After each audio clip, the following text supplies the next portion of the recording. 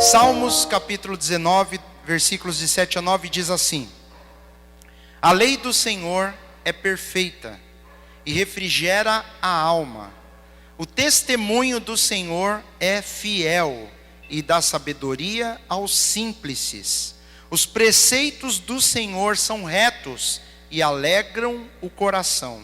O mandamento do Senhor é puro e ilumina os olhos. O temor do Senhor é limpo e permanece eternamente. Os juízos do Senhor são verdadeiros e justos juntamente. Versículo 10. Mais desejáveis são do que o ouro, sim, do que o ouro muito fino, e mais doces do que o mel e o licor dos favos. Amém, meus queridos?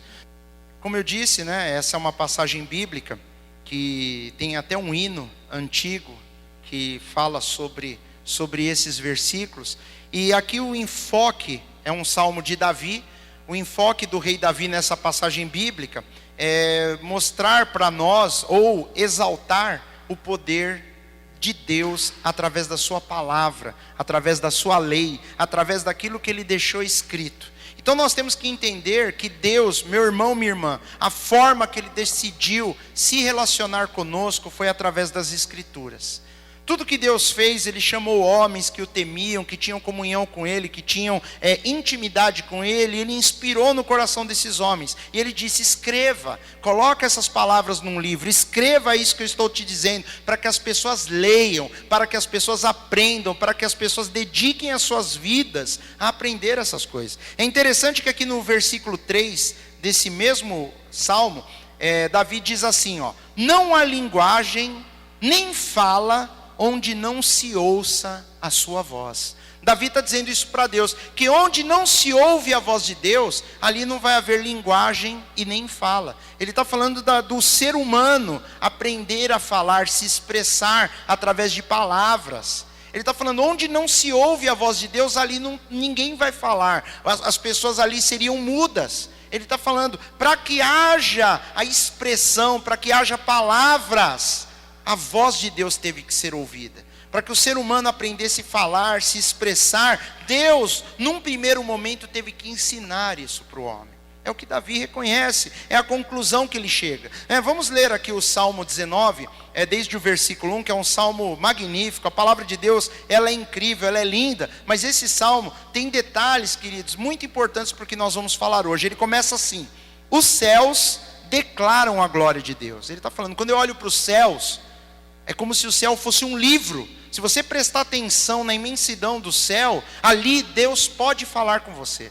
Ele está falando, os céus declaram a glória de Deus. Quando você olha para o céu, ali você pode ver a glória, o poder de Deus. Ele fala, e o firmamento é uma forma também de se referir aos céus. É uma forma como antigamente eles diziam, que o céu, esse céu que envolve o planeta Terra, ele é chamado de firmamento. Então ele fala, e o firmamento anuncia a obra das suas mãos. Então quando eu olho para o firmamento, quando eu olho para o céu, eu vejo a glória de Deus. Quando eu presto atenção no céu, eu estou vendo, sendo anunciado a obra das mãos de Deus. Só por esse versículo, nós já lembramos Paulo falando que por causa disso, os homens se tornam indesculpáveis, porque eles não reconhecem a glória de Deus, eles não reconhecem as obras da mão do Criador. Ele fala, os homens se tornam indesculpáveis, porque nós podemos ver o poder de Deus na obra que Ele criou. Se você prestar atenção, você olha para a natureza, você vê Deus. Se você for uma pessoa atenta, uma pessoa observadora, você vai ver Deus nos pequenos detalhes da sua criação. E é assim que ele começa. Aí no versículo 2 ele fala, um dia faz declaração a outro dia. Ele está falando, o que acontece hoje vai se complementar amanhã e depois de amanhã, e a questão do dia e da noite, do sol se pôr e ele vir no dia seguinte. Ele está falando, tudo isso está fazendo declaração a Deus, e uma noite mostra sabedoria a outra noite. É como se ele estivesse dizendo dia após dia, através do dia e da noite, que se sucedem, vem o dia, vem a noite, vem o dia, ali Deus vai mostrando a sabedoria dele. Não há linguagem nem fala, onde não se ouça a sua voz. A sua linha se estende por toda a terra, e as suas palavras até o fim do mundo. Ele está falando a palavra de Deus, o objetivo dela é alcançar o mundo todo, é chegar em todo lugar.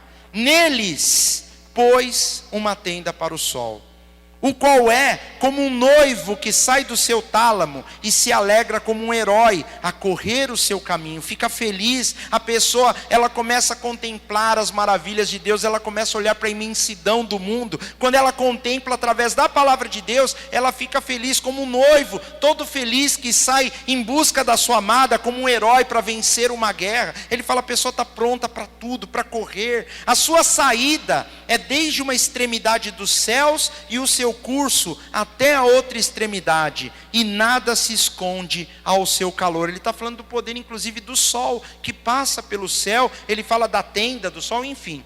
Aí ele vem no versículo 7, que nós lemos, a lei do Senhor é perfeita. É interessante, Paulo disse, os homens ficam indesculpáveis quando olham para a criação, quando olham para a natureza. Mas Davi, ele reconhece que a lei do Senhor é perfeita.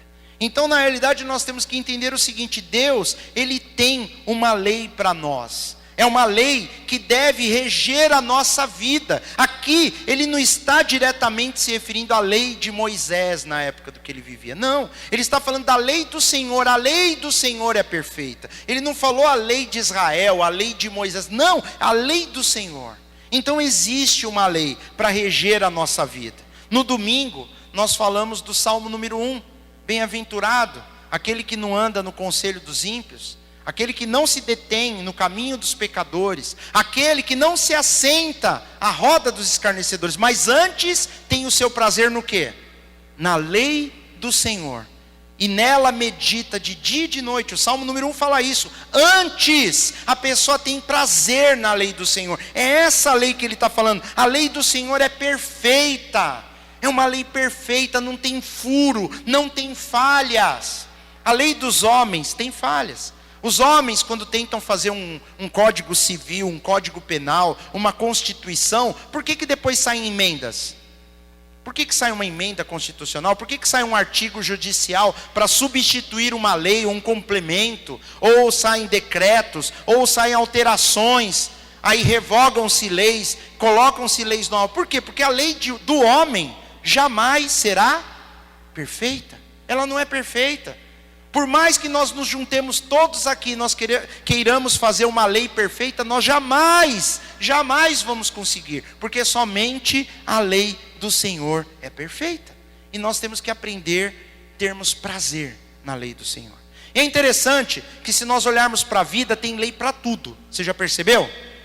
Tem lei, tudo tem lei, tudo. Mas as pessoas, quando chegam para Deus, elas não conseguem entender porque para Deus ele coloca uma lei espiritual para nós. Por que existe uma lei espiritual? Porque tem lei para tudo. Eu tenho lei para todas as coisas, separei até algumas coisas. Toda a sociedade, ela é organizada por leis, toda a sociedade. Por exemplo, nós temos uma lei chamada PSIL.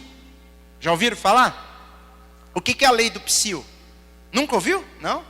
Nunca ouviram? O nome da lei do PSIL: depois das 10 horas da noite, se você fizer barulho, você está sujeito a sanções, a multas. É a lei do PSIL. E isso é em qualquer nível. Se você faz muito barulho na sua casa, o seu vizinho, se ele conhecer essa lei, ele vai te denunciar. É a lei do PSIL. Vai bater polícia lá na tua porta, se você continuar com o barulho, é multado. Pelo menos era para ser assim. Tem lei para tudo. Por isso que nós temos cuidado. 10 horas já tem que estar todo mundo quietinho, né? Até 1 minuto para as 10 pode, depois das 10 não. Eu não sei que hora da manhã que você pode começar a fazer barulho, mas tem lei para tudo, para tudo. A natureza tem leis. Existem leis da física. Por exemplo, a lei da gravidade. Tudo que você solta numa altura, ela desce em direção ao solo, ela cai. É a lei da gravidade, você não pode quebrar essa lei. É uma lei real, ela é verídica, ela existe. Tem cálculos, você consegue calcular, definir. Tem leis elétricas. A eletricidade, ela é regida por leis elétricas, que se não houvessem leis, você não conseguiria fazer uma caixa de som, você não conseguiria fazer um ventilador. Existem leis que regem a eletricidade.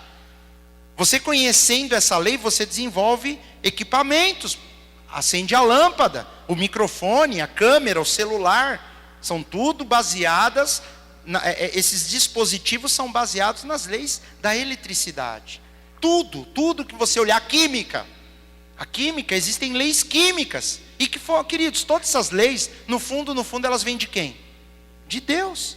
A química mostra que se você misturar elementos químicos, você produz substâncias novas.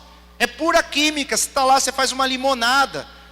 Aí você põe um pouquinho de açúcar, dá para tomar tranquilo. É ou não é verdade? É química, pura química. São leis. Leis, você põe lá, você acaba de cozinhar um feijão. Se você não colocar um pouquinho de sal, é esquisito. Quem não está acostumado, né, comer comida sem sal, fala, não, falta um pouquinho de sal. Isso é química. Existem leis que definem isso. Leis biológicas, que mexem com os organismos vivos, com os seres humanos, com os animais. Leis astronômicas, que definem como os astros no céu se formam. Existe lei para tudo. A pessoa não gosta de estudar matemática. As leis matemáticas, elas regem tudo que há na sociedade, na arquitetura, na engenharia, na música. A música é baseada em leis matemáticas. A pessoa não gosta de estudar a língua portuguesa, gramática, leis gramaticais que regem a regra de se falar. Mas vocês perceberam que a sociedade, a tendência do ser humano é sempre de ir contra as leis? Vocês já perceberam isso? Tem um jeito certo de falar. As pessoas querem falar do jeito dela. Existe um jeito certo de se deslocar no trânsito. Existem leis de trânsito. Vocês sabiam que tem leis de trânsito? Tem leis de trânsito. Mas a pessoa não quer. A lei de trânsito fala quando aquele troço fica vermelho é para você parar, aí que ele passa. É ou não é? Tem uma plaquinha lá dizendo, 60, você vai a 200. É assim. As leis, elas existem para definir regras. Regras. Como as coisas devem funcionar. E é isso sem dizer o Código Civil, o Código Penal, Código de Ética, a educação moral e cívica, que hoje não se ouve mais falar, e outras leis todas que nós vemos. Mas a lei do Senhor, ela é uma lei espiritual. Ela é uma lei que ela não é intuitiva. Não pense você que a lei do Senhor é intuitiva. Como assim? Se eu deixar a minha vida de qualquer forma, eu jamais vou me enquadrar na lei do Senhor por conta própria. Isso não acontece. A lei do Senhor, ela tem que ser provocada na minha vida, ela tem que ser ensinada, ela tem que ser buscada.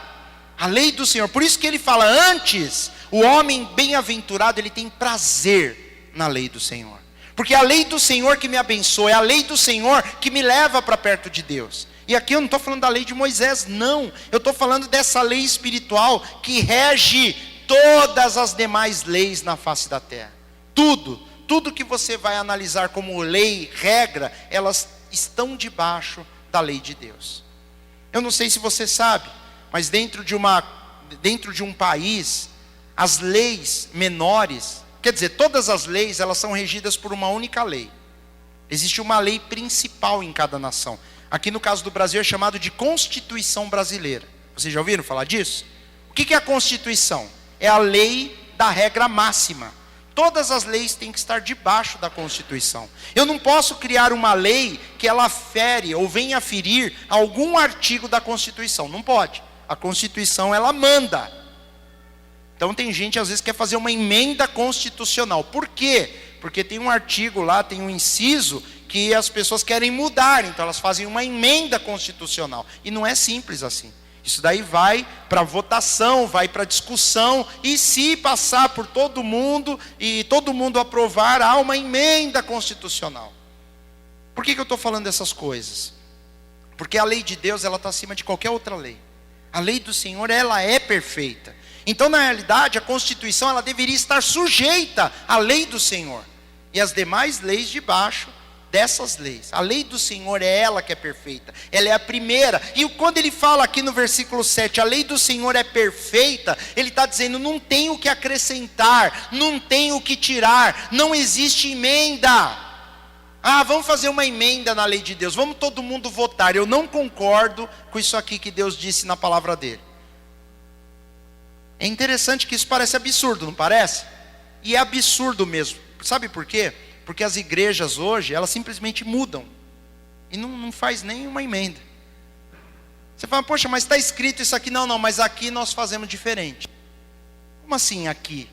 Aqui não. Aqui nós vamos da nossa cabeça. Não, eu amo a Jesus, mas eu vivo do meu jeito. Mas calma aí, a lei do Senhor, não quero saber do que diz a lei do Senhor. Eu vivo com Deus do jeito que eu acho melhor. Você entendeu? Nem a Constituição permite ser quebrada. Vocês já ouviram falar de cláusula pétrea? Alguém já ouviu isso? Cláusula pétrea são artigos da Constituição que ele está falando que é uma cláusula como se fosse uma rocha. Não pode ser mudada, não pode ser alterada, não pode ser quebrada por hipótese alguma. Então alguém fala, vamos fazer tal coisa. Não, isso a Constituição não permite. É uma cláusula pétrea da Constituição. Não tem emenda, não tem nada. Aquilo ali é definitivo. E acabou. Ponto final. A lei do Senhor, ela inteira é uma cláusula pétrea. Se você quiser acrescentar alguma coisa, você vai se dar mal.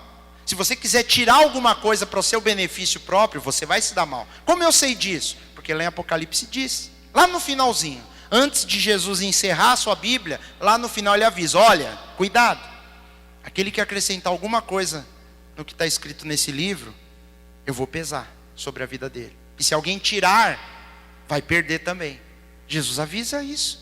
Ele fala, está lá no finalzinho, lá no último capítulo de Apocalipse. Nos últimos versículos, antes dele encerrar a escritura, ele fala, olha gente, não muda nada do que está aqui. Porque isso daqui não é igual à lei dos homens, não aceita emenda, não aceita alteração, não aceita acrescentar nem tirar nada.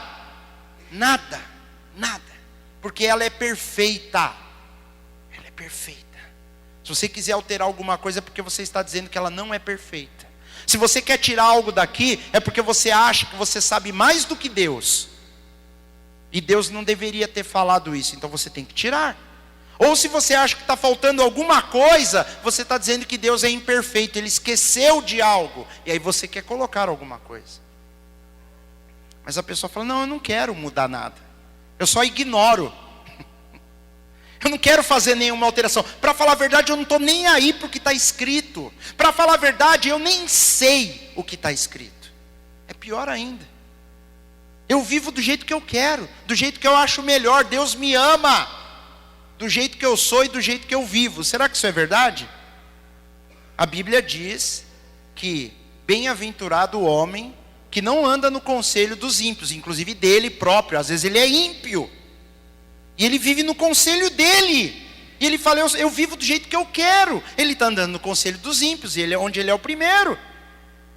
Mas bem-aventurado é aquele que não faz isso. É aquele que antes tem o seu prazer na lei do Senhor. A pessoa fala, eu tenho um prazer enorme nisso daqui. Eu decorei tudo, mas eu não vivo nada. Ou eu vivo o que eu gosto e descarto o que eu não gosto. Assim de gente que tem um monte de coisa aqui que não gosta. Tem gente que fala, poxa, mas Deus deveria não ter colocado isso na lei dele. Pois é. Mas a Bíblia diz que a lei do Senhor é perfeita. Perfeita. E ela tem um efeito sobre a minha e a sua vida. O que ela faz? Ela é perfeita. O que está escrito aí na sua Bíblia? Refrigera, restaura, salva. Ela refrigera. O que é refrigerar? Quando você está com calor. E aquela turma lá sabia o que era passar calor. Deserto de Israel. Aquela região do Oriente Médio, super quente, super abafado.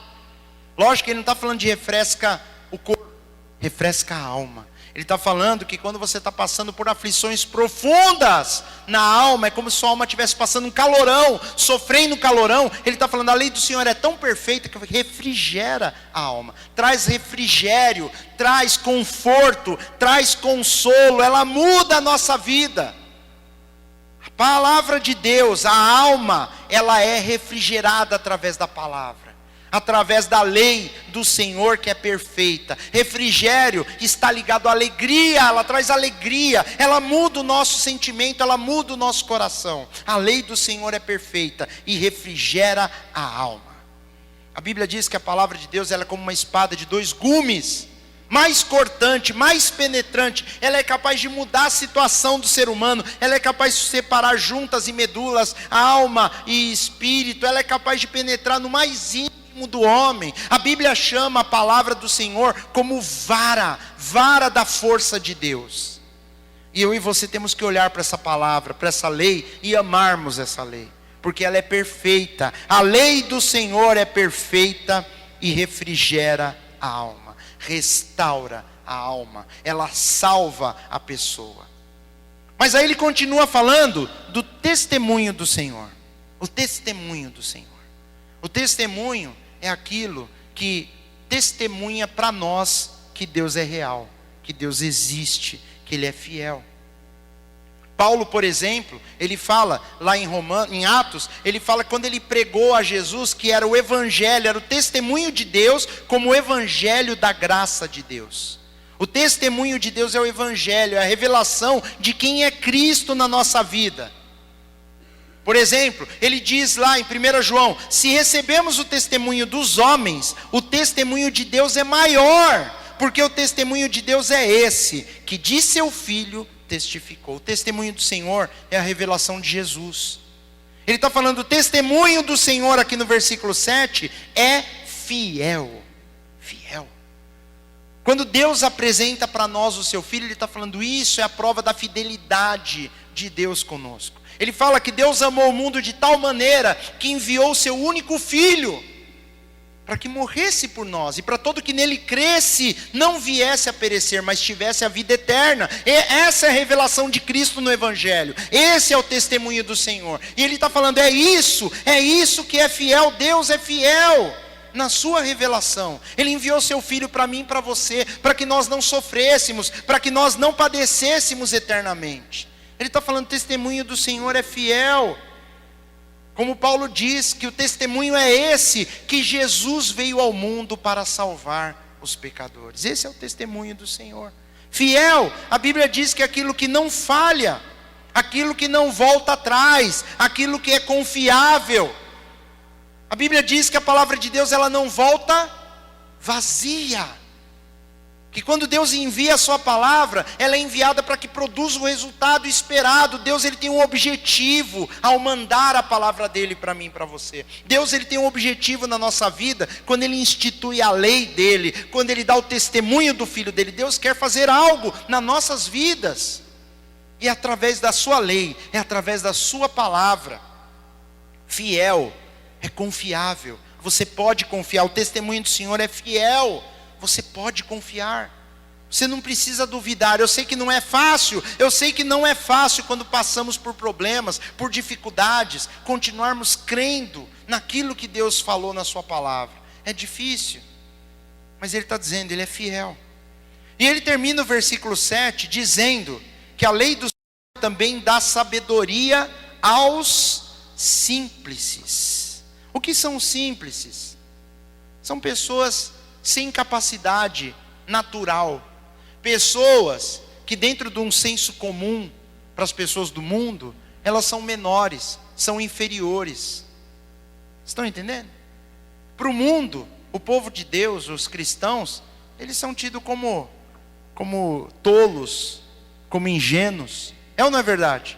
As pessoas muitas vezes olham para nós como se nós fôssemos uma categoria inferior de ser humano, porque nós cremos no Evangelho, porque nós cremos em Deus, porque nós cremos em Jesus. As pessoas muitas vezes desdenham de nós, muitas vezes querem tirar vantagem de nós. Por quê? Porque a Bíblia diz que Deus, ele dá a sabedoria aos simples. Jesus se aproxima de pessoas que têm o coração mais simples, e é bom sermos simples. Nós não precisamos ter nenhum pré-requisito para andarmos com Deus. Deus nos ama da forma que nós somos. É interessante que de uma maneira sobrenatural, Deus, ele dá mais sabedoria para aquele que não é, aos olhos do mundo, do que para aquele que é. Através dessa revelação de Deus, ele mostra para nós, como diz Paulo, que o homem natural não compreende das coisas espirituais de Deus, porque elas são discernidas espiritualmente. Mas Deus, através da sua lei que é perfeita, ele dá sabedoria para os simples. Por isso é bom sermos pessoas simples, é bom Não queira saber todas as coisas e ter conhecimento de... Não, você só precisa, meu querido, amar a Deus.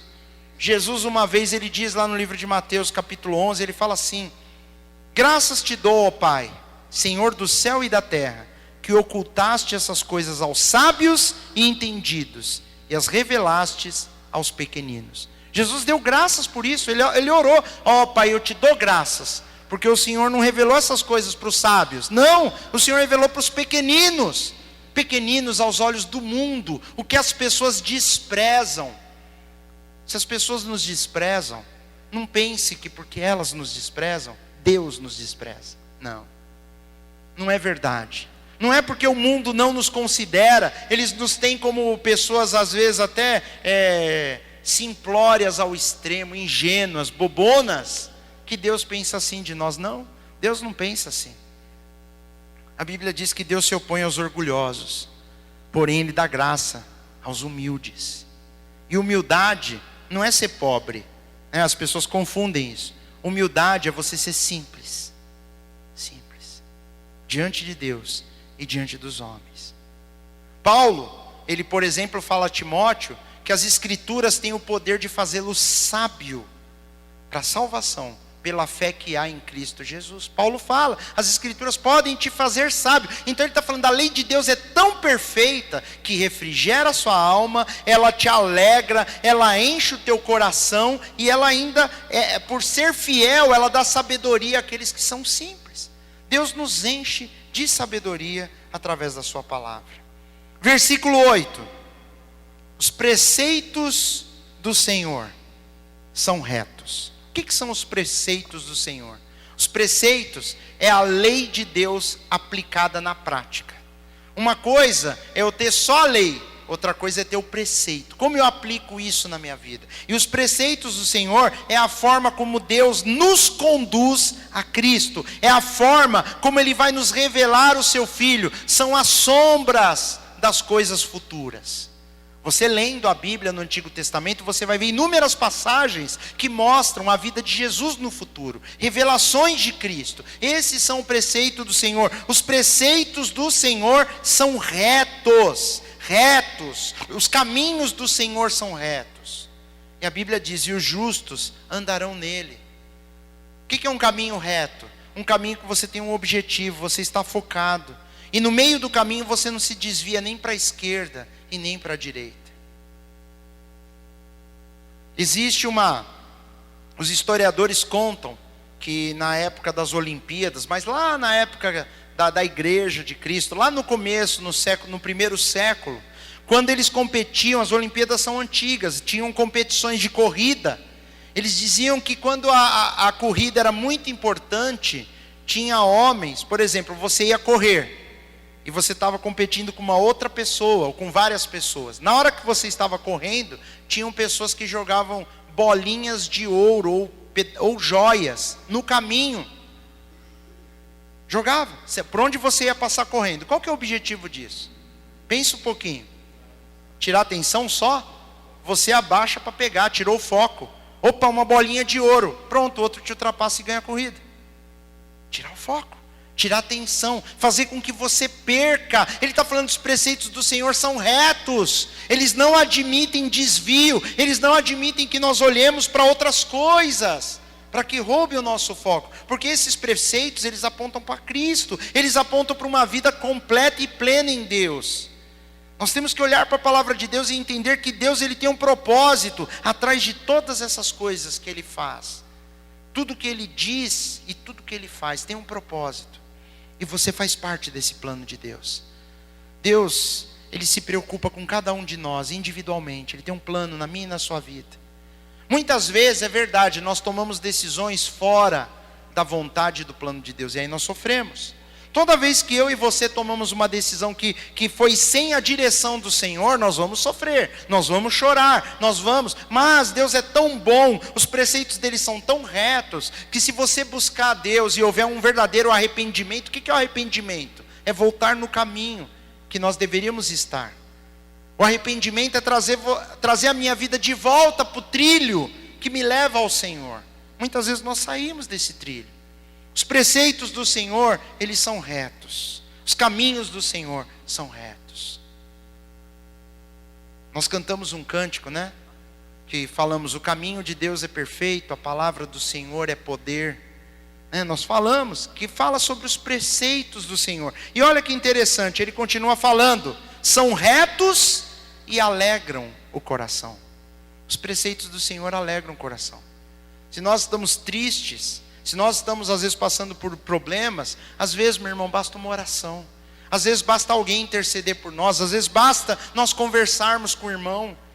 Isso alegra o nosso coração, enche a nossa alma. Às vezes basta cantarmos um cântico para Deus.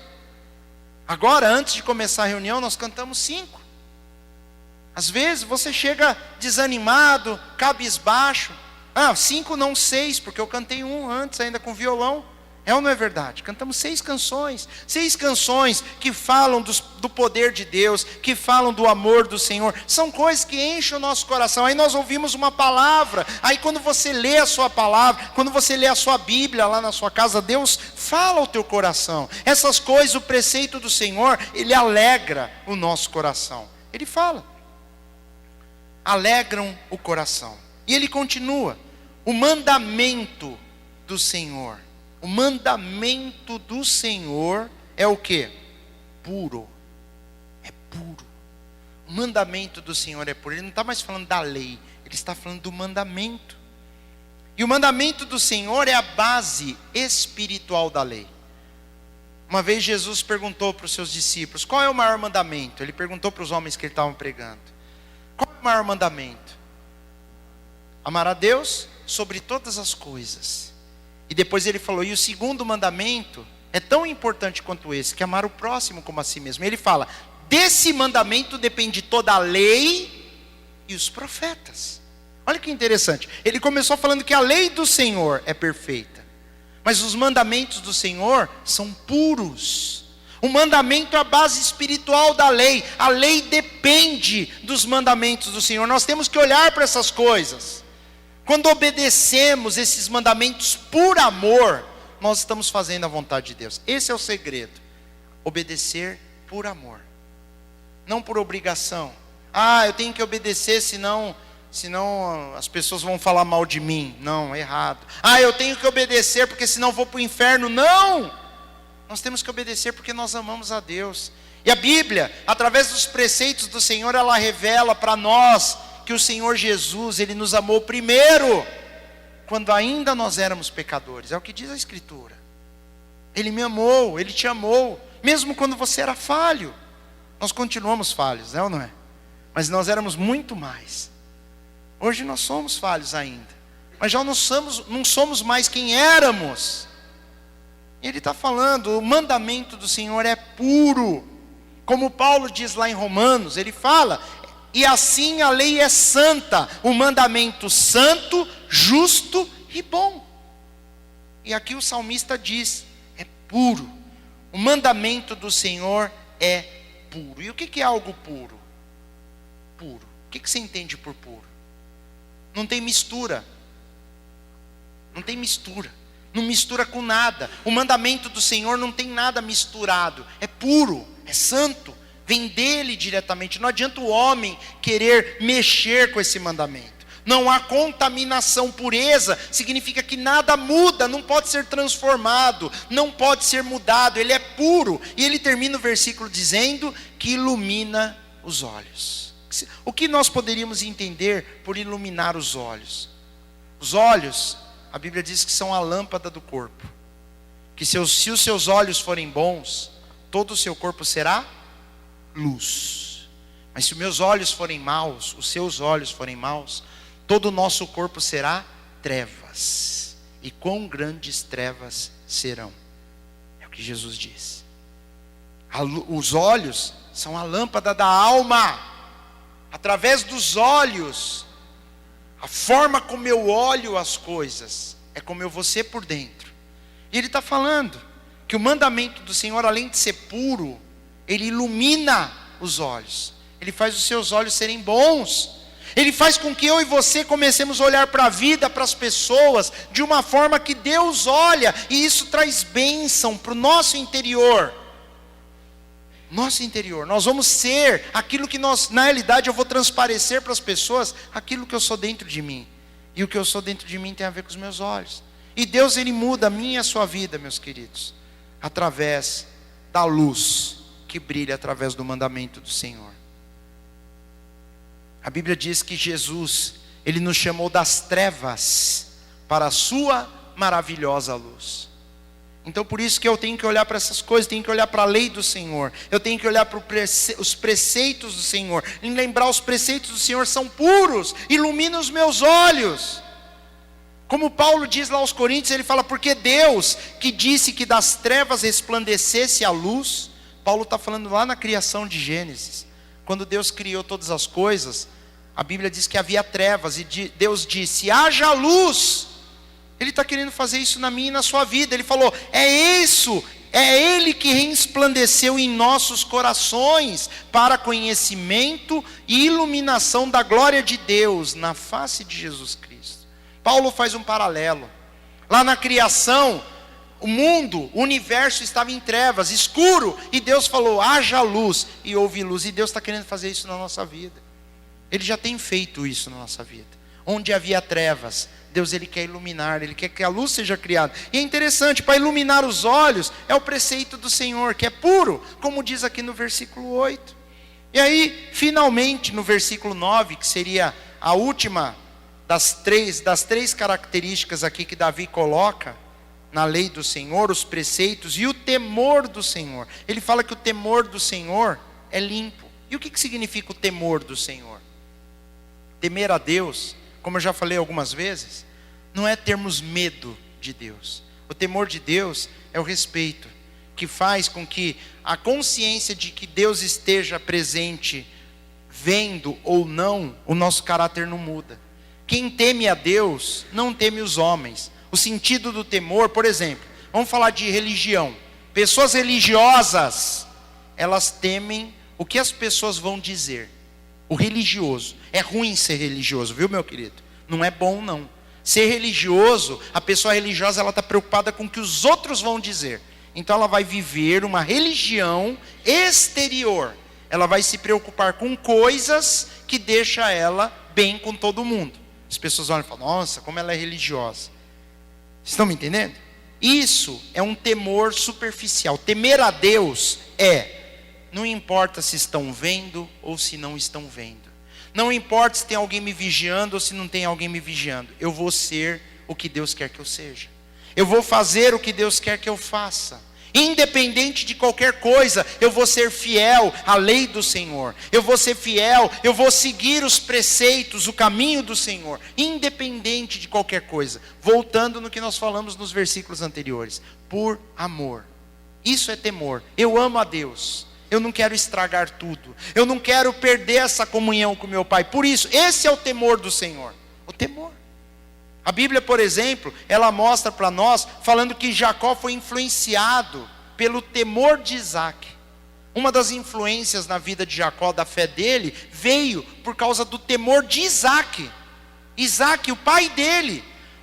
O amor que Isaac tinha por Deus e a forma como Isaac se relacionava com Deus, influenciou Jacó. Mas é interessante que ele usa a palavra temor de Isaac.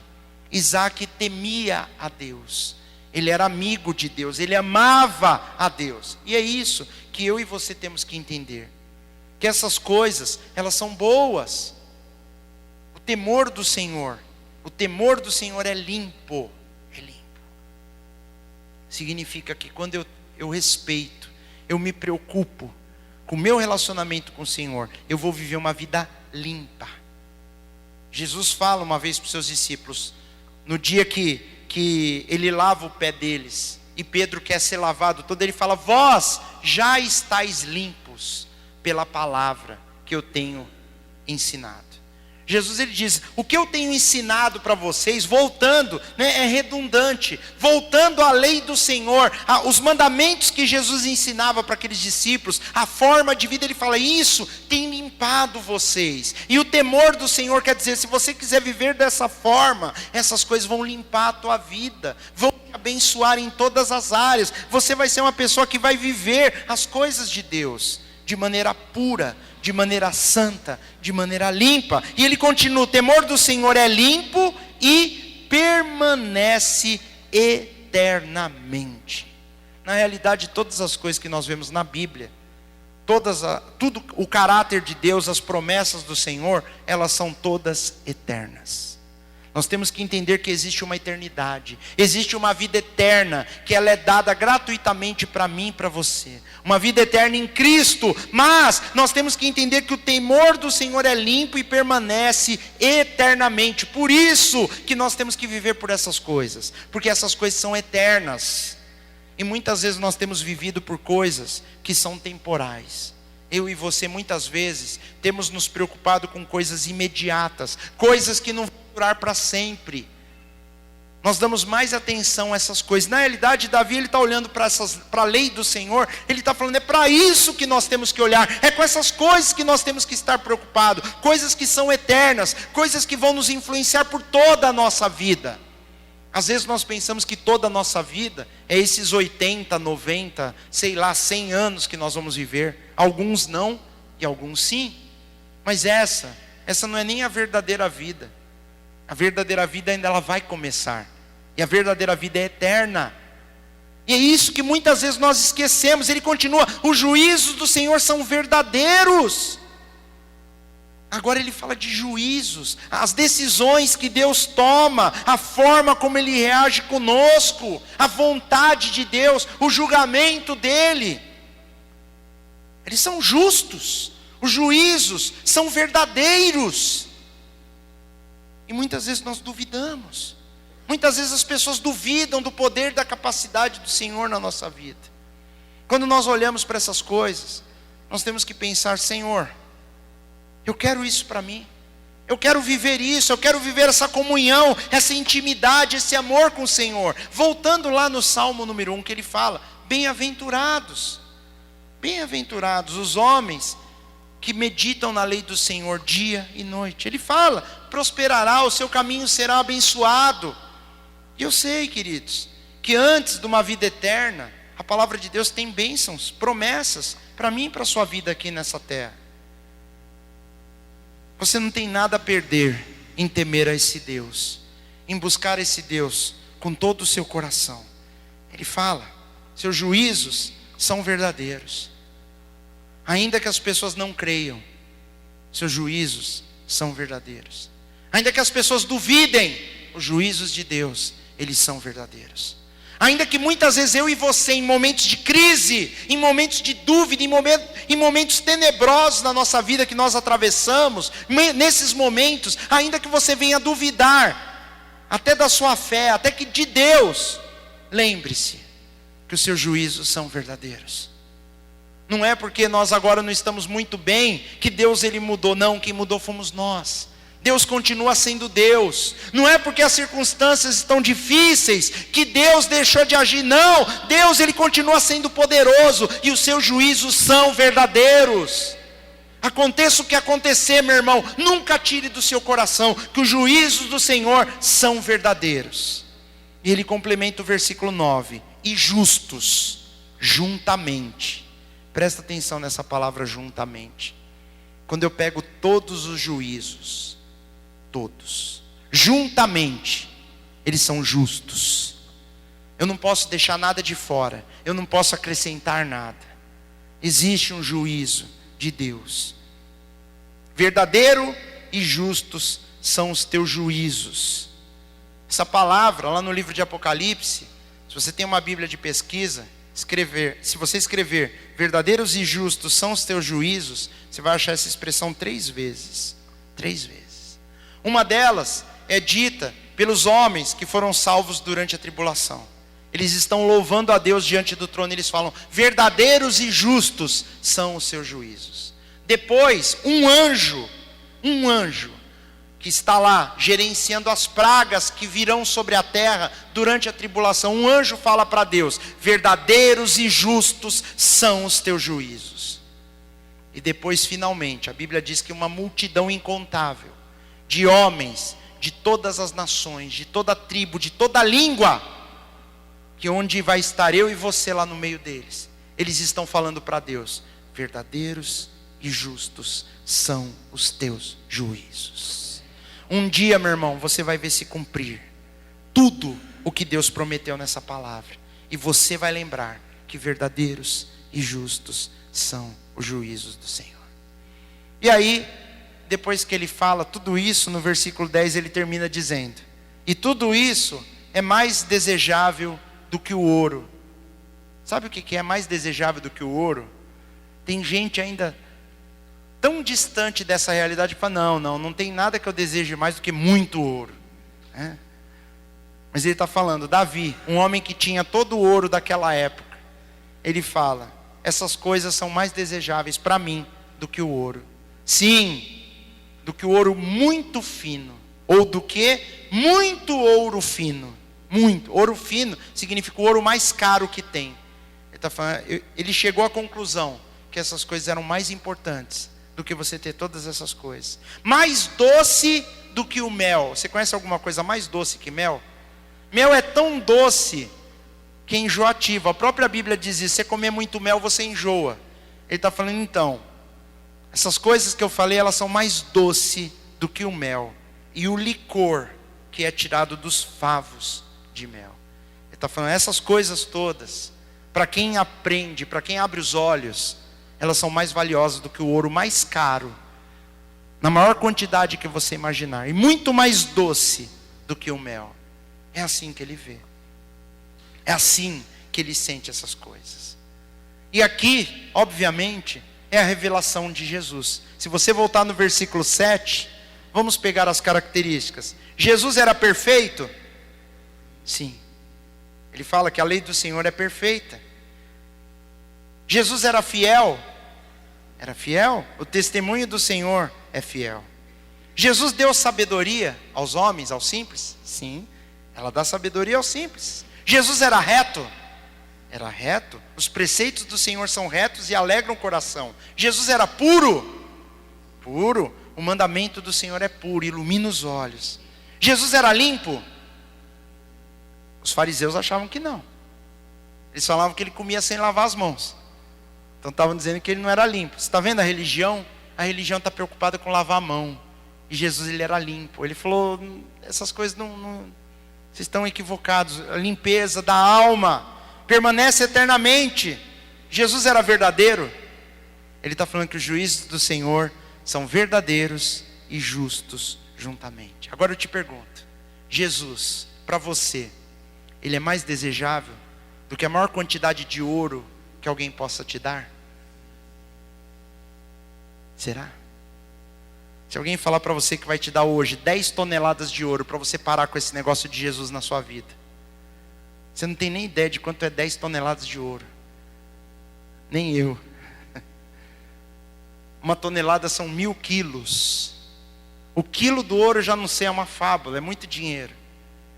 Todo o dinheiro do mundo, ninguém seria mais rico que você. Ele fala, você só tem que parar com esse negócio de Jesus. Todo mundo aqui eu acho que fala, não, imagina. Pois é, cuidado para não ser provado. Será que para você Jesus ele é mais doce do que o mel, mais desejável do que qualquer coisa nessa vida? Se você começar a meditar na lei do Senhor dia e noite, Jesus vai se tornar o mais desejável na minha e na sua vida. Não tem nada melhor, meu irmão, do que buscarmos a Deus. No mundo teremos aflições, mas nós podemos ter bom ânimo, porque Jesus é a nossa rocha, Ele é a nossa guia, Ele é o nosso pleno e perfeito sustento. Como diz, perfeito, fiel, reto, puro, limpo, verdadeiro e justo. Em Cristo está a razão da minha e da sua vida. Se apegue ao Senhor, cada dia mais, cada dia mais. Ele termina lá o versículo 14, dizendo assim: sejam agradáveis as palavras da minha boca e a meditação do meu coração perante a tua face, Senhor, rocha minha. Rocha minha na Bíblia é Jesus, e Salvador ou Redentor meu, Jesus. Davi, sem ter conhecido Jesus face a face, ele sabia que existia uma rocha e existia um Redentor.